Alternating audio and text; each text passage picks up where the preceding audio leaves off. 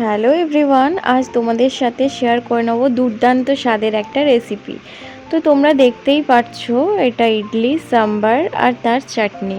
তো কিভাবে কি বানালাম পুরো রেসিপিটা শেয়ার করব, তার জন্য কিন্তু পুরো ভিডিওটা দেখতে হবে। দেখো কি সুন্দরভাবে সফট হয়েছে। তো এখানে আমি নিয়ে নিয়েছিলাম সব ধরনের সবজি, আর তারপর চলে এলাম চাটনি বানানোর জন্য। এখানে বাদাম আর ছোলার ডাল আমি শুকনো খোলায় ভালোভাবে রোস্ট করে নিয়েছি। ছোলার ডালটা দেখো একদম লাল করে আমি রোস্ট করেছি। তারপর এদিকে অড়হর ডালটা আমি বসিয়ে দেব নুন, হলুদ আর তেল দিয়ে। আর ততক্ষণে আমার ছোলার ডাল আর বাদামটা কিন্তু ঠান্ডাও হয়ে যাবে। আর দেখো তারপর আমি একটা মিক্সির জারেতে নিয়ে নিয়েছি ছোলার ডাল, বাদাম, কাঁচা লঙ্কা আর নারকেলটা পরিমাণ মতো দিও, খুব বেশি দিলে কিন্তু টেস্টটা হবে না। তো তারপর এখানে আমি চাটনিটা সুন্দর মিহি পেস্ট করে নিয়েছি। আর এদিকে ফোড়নে দিচ্ছি শুকনো লঙ্কা, সর্ষে আর কারি পাতা।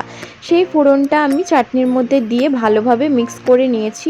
অপূর্ব খেতে হয়েছিল, তোমরা জাস্ট একবার ট্রাই করো।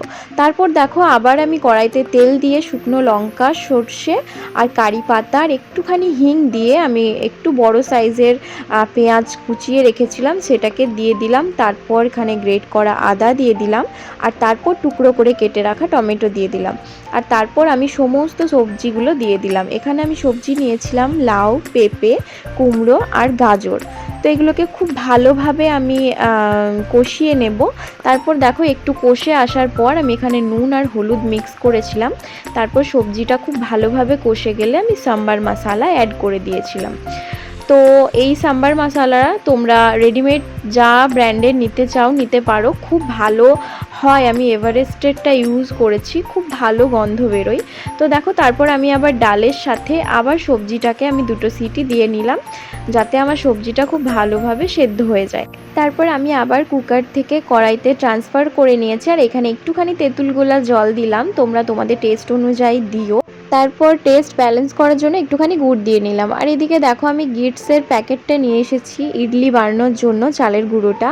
এটা ভীষণই ভালো হয় আর খুব ইজি প্রসেস। তো দেখো এখানে চালের গুঁড়োটাকে আমি একটু একটু করে জল দিয়ে মেখে নিচ্ছি। আর তারপর এরম থিকনেসে আমি রেডি করব এটাকে। খুব বেশি পাতলা হয়ে গেলে কিন্তু ইডলি উঠবে না। আর একটুখানি আমি এখানে সাদা তেল দিয়ে নিয়েছি 2 চামচ মতো। তারপর দেখো আমার কাছে যেহেতু ইডলি মেকার ছিল না, তাই আমি কিন্তু ছোট ছোট বাটি নিয়ে নিয়েছিলাম, যদিও বাটিগুলো সব সেম ছিল না।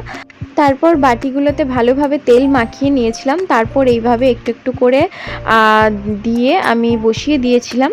তো এইভাবে বসিয়েছিলাম। আমার কড়াইটা একটু বড়ই ছিল, তো খুব বেশিক্ষণ টাইম লাগেনি, ওই 10 মিনিট মতো লাগছিল। তো দেখো আমি এখানে চেক করে নিচ্ছিলাম হয়েছে কিনা। তো একদম রেডি হয়ে গেছে। আর হ্যাঁ, এটা উঠতে কিন্তু একদমই প্রবলেম হয়নি, খুব ইজিভাবে উঠে গেছে। আর দেখো কি অপূর্ব হয়েছিল দেখতে, খেতেও কিন্তু দারুণ হয়েছিল। তোমরা অবশ্যই ট্রাই করো আর জানিও কমেন্টে কেমন হয়েছিল। টাটা।